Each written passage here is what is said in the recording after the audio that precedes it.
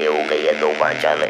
અમારા માથે જાણે આપ તૂટી પણ અમને એમ થઈ ગયું કે હવે અમારી જિંદગીમાં શું થશે. પણ ખરેખર એ દિવસો હજુ પણ ભયંકર વાવાઝોડાની યાદ અપાવે છે.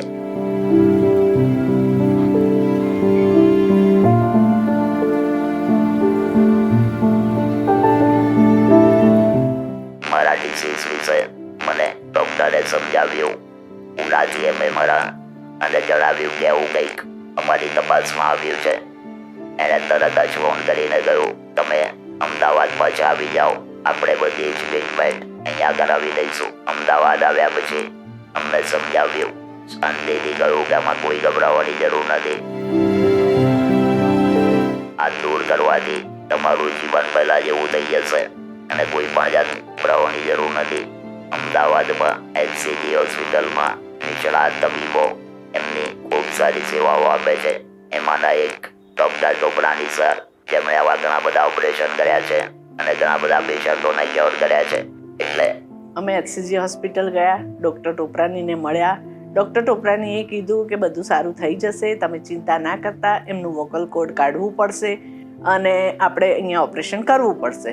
તો અમે કીધું સારું, સરસ. અને ઓપરેશન 7 કલાક ચાલ્યું. ડૉક્ટર ટોપરાની સરે જાતે કર્યું અને બહાર આવીને મને કીધું કે ઓપરેશન સરસ થઈ ગયું છે, તમે ચિંતા ના કરશો, બધું સારું છે. ત્યાર પછી એમને 10 દિવસ HCGમાં રાખ્યા અને બધું ધીરે ધીરે સારું થવા માંડ્યું. એ 1.5 મહિનો ઘરે બધું કર્યું અને પછી રેડિયોથેરાપી અને કીમોથેરાપીની ટ્રીટમેન્ટ ચાલુ કરી. એ દરમિયાન થોડી તકલીફો કરી, કોઈ વાર એડમિટ કરવા પડતા હતા, કોઈ વાર એમને ત્યાં રોકાઈ જવું પડતું હતું, એવી બધી તકલીફો પડી, પણ બધું સારું થઈ ગયું અને લગભગ 6-1 મહિના પછી એ પોતાની જાતે ઓફિસ જતા થઈ ગયા. પછી મારા બીજા કસિન બ્રધર રાજુ છે, દિવ્યા ભાભી છે, પ્રદીપભાઈ છે, નયના ભાભી છે, પછી મારો સાળો છે, અમદાવાદમાં મુકેશભાઈ છે, સુભાબેન છે અને મારા ઓફિસ સ્ટાફ ઓફકોર્સ બહુ સારો એવો સપોર્ટ આપ્યો. ત્યાર પછી ઓપરેશન થયું. ઓપરેશન થયા પછી રેડિયોલોજી કરવામાં આવી. એ દરમિયાન કેમોથેરાપી પણ પતી ગઈ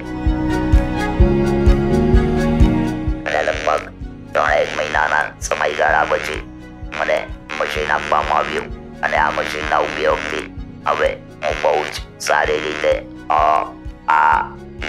એવું સ્પષ્ટ બોલી શકું છું. હું ફોન પર પણ વાત કરી શકું છું. સામેવાળાને પણ સંભળાય એટલે સમજ પડે એવું પણ ફીલ થાય છે. અને હું મારી લાઈફ પહેલાની જેમ જ બહુ જ સારી રીતે હેપીલી એન્જોય કરું છું. અને આજે 12 વર્ષ થઈ ગયા છે, પણ એટલું સરસ રીતે અમે બંને જણા અમારી લાઈફ જીવીએ છીએ.